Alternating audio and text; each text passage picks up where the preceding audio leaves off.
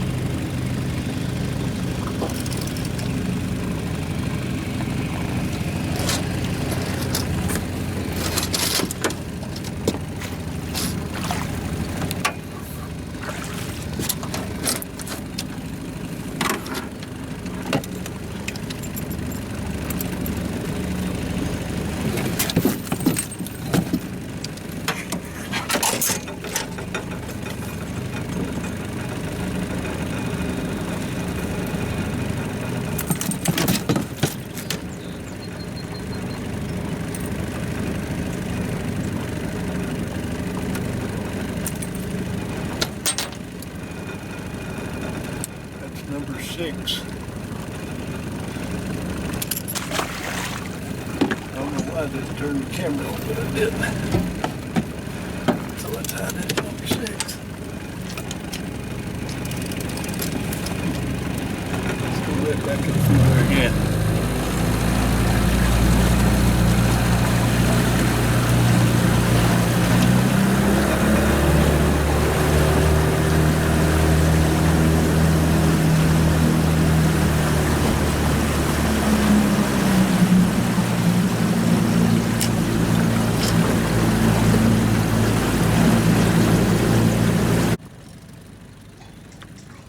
You know, if you're properly rigged up for trolling with a spoon plug, meaning if you've got a good, like a no-bow line and a good short stiff rod, it's amazing how few times you really get hung up.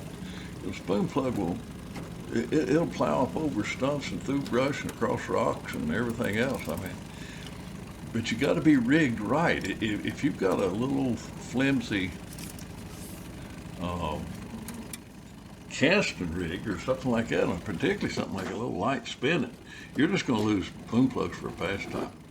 But if you're rigged properly, be amazed at how few times you really get hung up. But when I do get hung up, I'll give it every effort under the sun to try to get that plug back. I hate to lose any kind of a lure.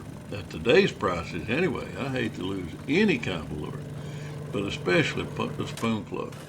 I'll work and work and work and do everything in my power to get it back, to get it unhung. I've got two really good homemade plug knockers. And if it wasn't for those, I don't know if you could even afford to fish or not. But this little plug knocker that I've got here, it's a good one. And it's heavy.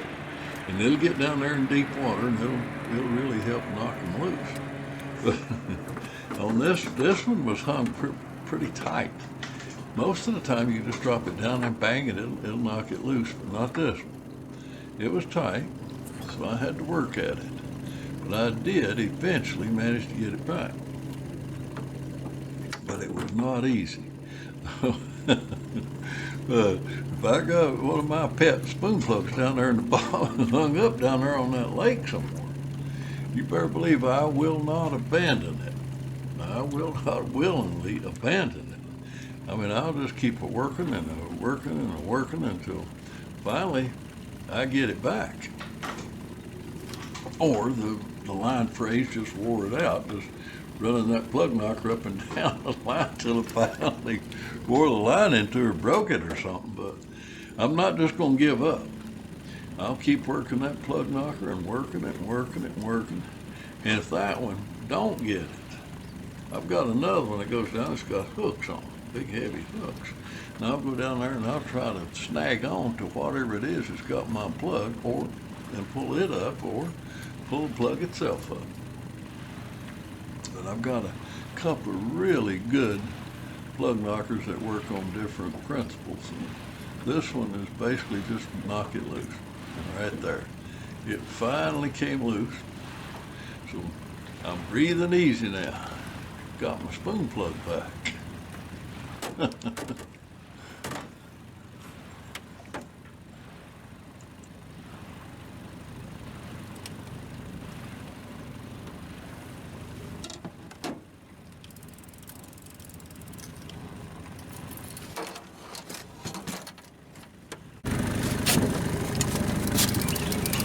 And a little later, another one falls victim to that same spoon plug.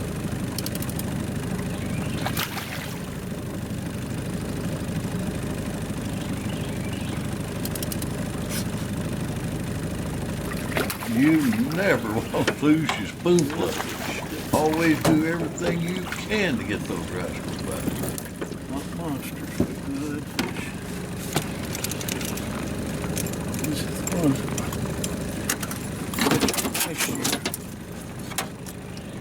About half that size. Good go.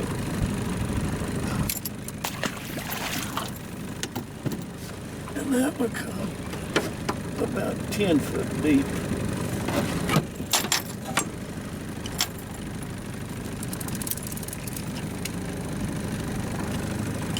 Back through there.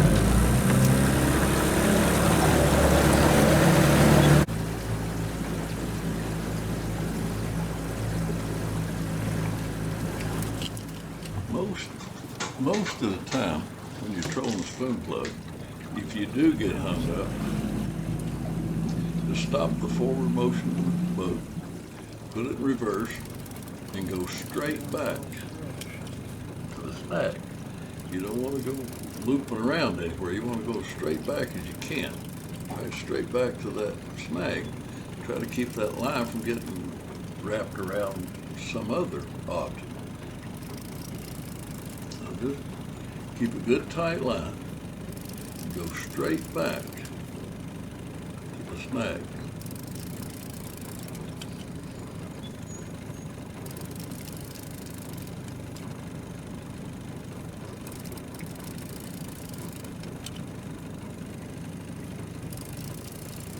And when you finally do get the boat back to the snag, and you're right over it, just give it the rod tip a little slack, then a sharp jerk, and 90% of the time it'll come loose, just like this.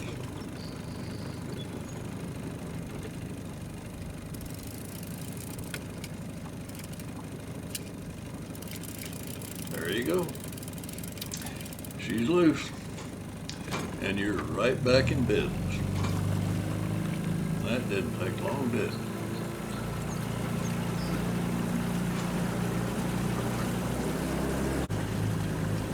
Great day in the morning. These things strike hard, especially when you're going at any kind of speed at all. I'm going right now. It's still a little early in the season, so I'm going slow for me. I'm going about 4.5 to 5 miles an hour. When those things strike, they'll jar your eye teeth out. They strike hard.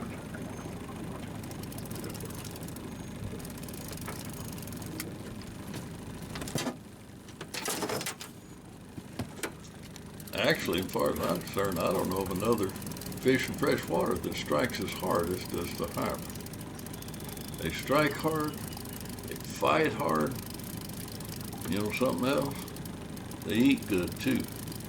So if you want to keep one, keep a few now and then. I mean, they're a put and take fish. So if you, and they are fabulous on the table.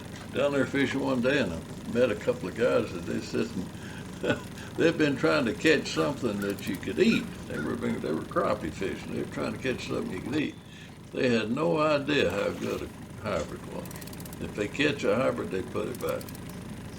They had no idea what a fabulous table fare for hybrid is. And I didn't bother to tell them. I mean, you can't educate some people. They've already got their mind made up. So they had made up their mind that a hybrid was not fit to eat. And they never tried. They had no idea how good they were. They just never tried. They just made up their mind they were no good to eat. So they were passing it up. And this made number 8 for the day. And I had several in the freezer, and I didn't eat them, so I turned them loose. But they're great table fare.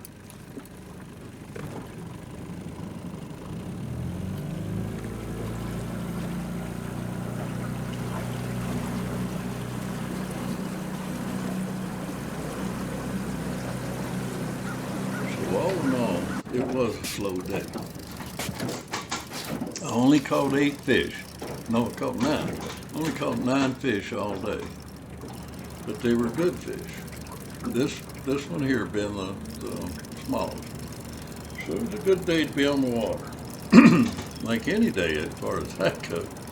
But even though it was kind of slow, fished a half a day, caught 9 decent fish.